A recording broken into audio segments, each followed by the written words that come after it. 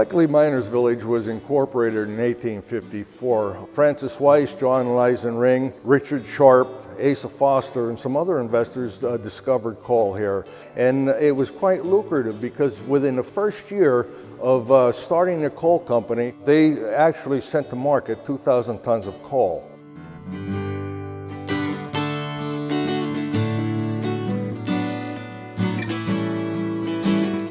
Anthracite is a coal. It's a hard coal. It's the same substance that makes up bituminous coal, which is about 90% of what we find in the world. The heaviest concentration was in PA. It's hard, it's dense, it's a nearly pure carbon, and it's an excellent fuel source.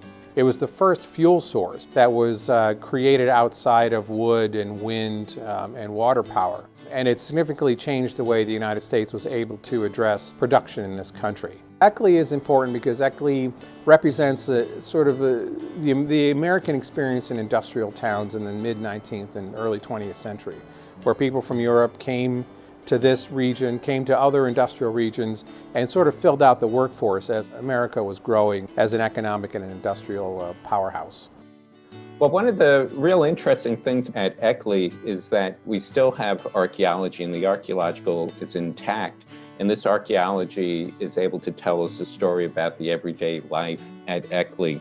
Toys are also found throughout Eckley. We know that there was child labor in Eckley, and a lot of the younger boys were coal pickers working in the breakers, but yet we find toys throughout all the archaeological sites in Eckley. What I think is going on is that these toys are a way for these children to build community and to build identity, because these children who they're playing with will be the next generation of workers, either as the pickers or as coal miners or laborers.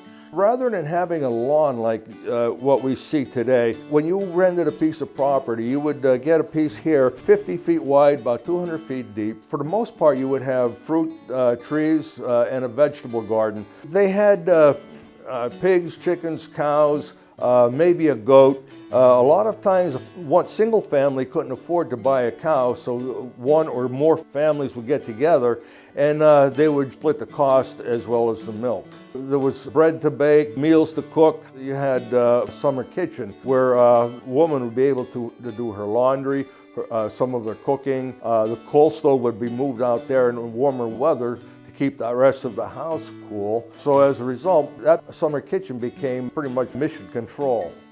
By the 1960s, Eckley had evolved into any other sort of rural town that had houses that were over 100 years old. It had power lines, it had telephone lines, it had new siding and paved roads. Paramount Pictures was scouting for locations to shoot the film The Molly Maguires, and it was a story that was set in the 1870s in a patch town. Because Eckley was still under one ownership, it made the contracting and facilitation of that film simple compared to trying to contract with other entities. Paramount came in and erased all of those elements of the 20th century. They buried the power and phone lines, brought in dirt to cover the pavement, reclad the houses in more historic siding, and really recreated a landscape from the 1870s. The exhibit building was constructed in and around 1968, 1969. For the movie The Molly Maguires. They shot the company store scene. They shot one other scene here regarding the scene with Richard Harris and Sean Connery coming down, and they were in here. They shot the film, and before the mining company returned the site back to how it looked before the film, a group of citizens from Hazleton decided to form an organization and purchase the site from the landowner as it was, maintaining this 19th century landscape. Once they took ownership of the site, they then turned it over to the state to become part of the Pennsylvania Historical Museum Commission. Well, Eckley is 90 acres, and we have just under 200 structures.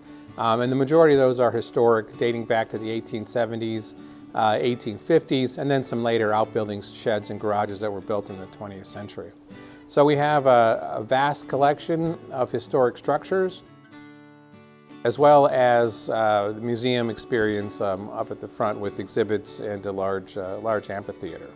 The village itself has two churches, a Catholic church and a Protestant church, an Episcopal church, about 60 miners' houses, and probably about 7 interpreted buildings out in the village.